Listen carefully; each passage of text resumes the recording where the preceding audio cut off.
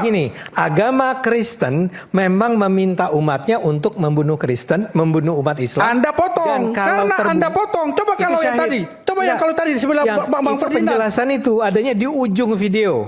Penjelasannya di ujung video. Bang Ferdinand tadi sudah bilang. Kalimat tadi berdiri di tengah-tengah. Saya tanya sama Anda, menurut Anda memang ada ajaran dalam Kristen untuk memerintahkan umatnya membunuh orang Islam? Tidak ada. Tidak ada. Tidak ada. Dan Pak JK menemukan itu di fakta dan beliau bilang bahwa kalau begitu harusnya Pak JK memang menyatakan untuk menghindari kegaduhan, ya. Saya ulang nih kata Pak JK. Saya mengatakan bahwa seharusnya umat Islam maupun Kristen tidak percaya begitu saja dengan ucapan-ucapan para pemuka agama yang mengatakan bunuhlah umat Kristen, bunuhlah umat Islam. Enggak, ini kan Bung Ade sedang ingin mau mencari pembenaran lalu mengeluarkan. Bukan pembenaran. Begini, yang sudah terjadi salah. Begini. Ini ada dua tokoh nih, ada dua sosok di sini. Saya ingin begini, ada dua sosok di panggung ini disaksikan oleh seluruh rakyat Indonesia. Bung Ferdinand terprovokasi, terhasut oleh potongan video Ade Armando. Tidak benar. Lalu setelah itu karena beliau beliau baca, oh tidak seperti ini sekarang. Video utuhnya, lalu beliau saya tapi Ade Armando, bentar, Ade Armando tetap tersambung ya. Udah tersambung ya. Sebentar, saya mau tanya Bung Ade. Bung Ade setelah melihat konteks penuhnya, apakah Bung Ade membatalkan pemahaman yang awal yang potongan tadi? Tidak. Tetap sama. Tetap sama. Saya menganggap tetap sama dia. Makanya itu yang kita bilang bahwa ini bahaya. Dia tidak mengklarifikasi. Ingat. Bentar. Saya mau pastikan lagi.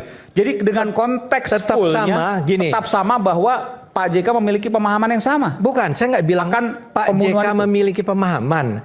Apa yang disampaikan Pak JK itu keliru. Diksi. Walaupun karena begini, saya jelaskan dulu ya. Salah seorang host di acara kami bertiga itu bukan yang tadi bilang bahwa itu dilarang, itu seorang Muslim.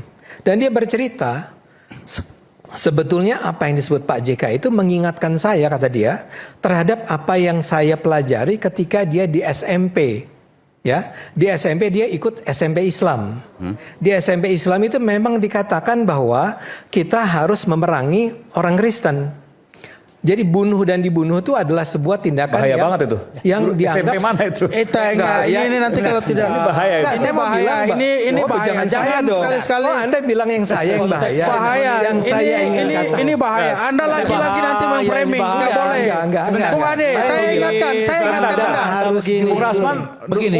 Saya pernah mendengar seperti itu. Saya nggak pernah di SMP saya. Anda saya menangkap apa yang disampaikan oleh Bang Ade Armando. Beliau tidak sedang menuduh bahwa ketika seorang Islam dia akan membunuh seorang Kristen, bukan.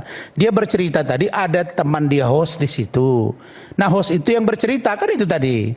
Nah, kalau dalam Islam, makanya saya sebenarnya kalau mau jujur, saya ingin head to head juga dengan seorang Abu Janda. Karena menurut saya Al-Quran yang dia tampilkan di Instagram dia itu pun salah pemahamannya. Dalam Al-Quran itu ada yang disebut dengan asbabun nuzul. Kenapa kita boleh membunuh seseorang?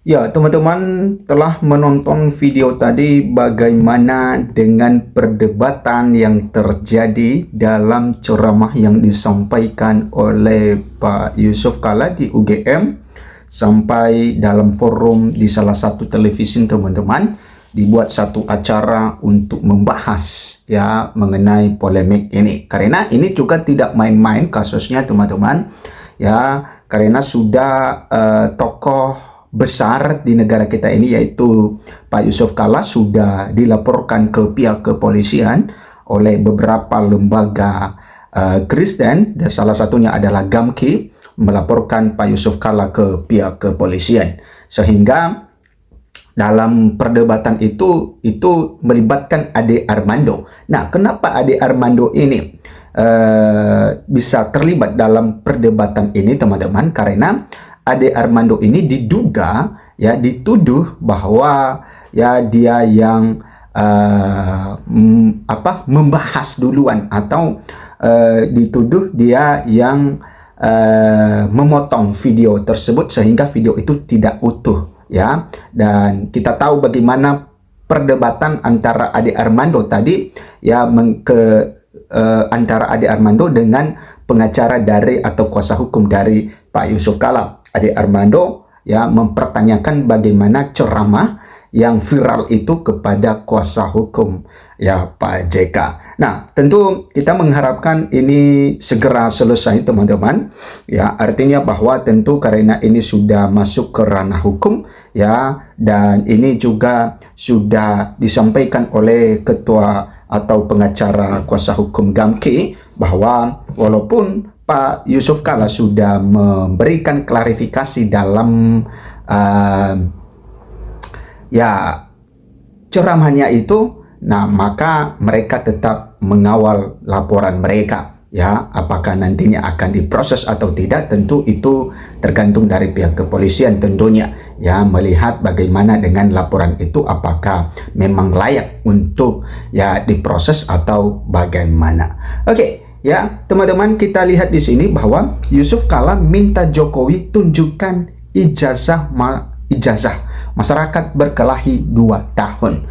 Nah, di dalam klarifikasi yang disampaikan oleh Pak Yusuf Kalla juga, maka Pak Yusuf Kalla juga menyinggung mengenai Jokowi dan juga menyinggung bagaimana dengan ijazah Pak Jokowi. Bahkan ya Pak Yusuf Kalla menyampaikan bahwa ya Jokowi tidak jadi presiden kalau bukan saya ya, artinya ya Pak Yusuf Kalla katanya dia mengaku bahwa dia yang membawa Pak Jokowi ke Jakarta ya, dia yang mendesak Ibu Megawati ya untuk dijadikan calon presiden tentunya. Nah, kalau kita melihat bagaimana dengan cerita Pak Hasyim ya, Pak Hasyim yang merupakan adiknya Pak Prabowo Subianto, bahwa yang dalam ceritanya itu teman-teman, di mana Pak Jokowi itu masuk ke Jakarta ya, dari Solo ke Jakarta itu adalah perannya dari Pak Prabowo Subianto ya, di mana Pak Prabowo Subianto menanyakan kepada Pak Hasyim tentang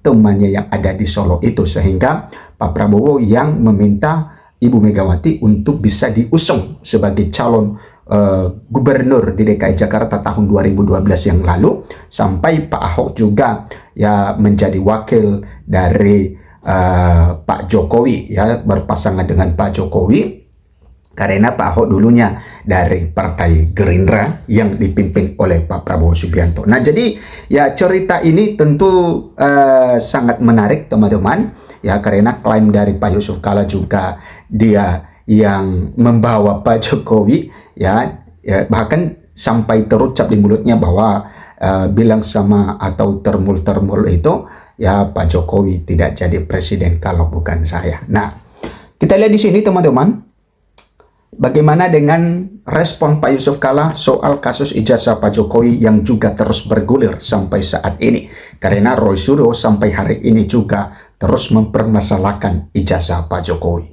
Nah, Wakil Presiden ke-10 dan ke-12 Republik Indonesia Yusuf Kalla JK meminta Presiden ke-7 Republik Indonesia Joko Widodo untuk menunjukkan ijazah aslinya. Sudahlah, Jokowi kasih lihat saja ijazah. Sensitif sekali itu ijazah. Kenapa sih? Ujar Yusuf Kalla pada Sabtu 18 April 2026. Nah, ini Pak Yusuf Kalla meminta supaya ya sudahlah, ya supaya tidak terjadi kehebohan di tengah-tengah masyarakat, katanya tunjukkan saja ijazahnya. Oke. Membiarkan masyarakat berkelahi sendiri, saling memaki selama 2 tahun. Saya ingin kasih tahu kepada Anda, saya berpasangan dengan Pak Jokowi, saya wakilnya, tapi karena sudah selesai, saya sebagai warga negara biasa dan saya lebih tua dari dia, jadi sebagai orang yang lebih senior, saya nasihati, lanjutnya. Nah, ternyata dia memberikan nasihat kepada Pak Jokowi teman-teman, bahwa sudahlah, ya kasih tahu, tunjukkan saja ijazahnya seperti apa. Nah, kita tahu juga bagaimana dengan ya Pak Jokowi ya respon ketika ya awal-awal ya mulai mencuat mengenai kegaduhan ijazahnya ini teman-teman, dan Pak Jokowi sudah mengatakan bahwa tidak akan menunjukkan ijazahnya kalau bukan di pengadilan, dan itu sudah berapa kali Pak Jokowi mengatakan hal itu. Artinya bahwa kalau tidak ada pengadilan ya dalam proses ini, maka ya tidak akan ditunjukkan ya, walaupun didesak oleh para tokoh, walaupun didesak oleh masyarakat, dan tetap ya pendirian Pak Jokowi ya bahwa dia tidak akan menunjukkan ijazahnya, karena media atau alat baginya untuk menunjukkan ijazahnya itu hanya di pengadilan. Dan kata Pak Jokowi bahwa yang memiliki wewenang dalam meminta ijazahnya itu adalah pihak pengadilan. Nah, jadi kita tidak tahu nantinya kapan ini disidangkan kasus ijazah ini, teman-teman. Karena juga kita berharap supaya segera selesai juga, supaya tidak terjadi kehebohan terus-menerus di tengah-tengah masyarakat soal kasus ini, ya, sehingga masyarakat lebih fokus pada program-program yang lebih penting seperti program-program pemerintah seperti apa sekarang.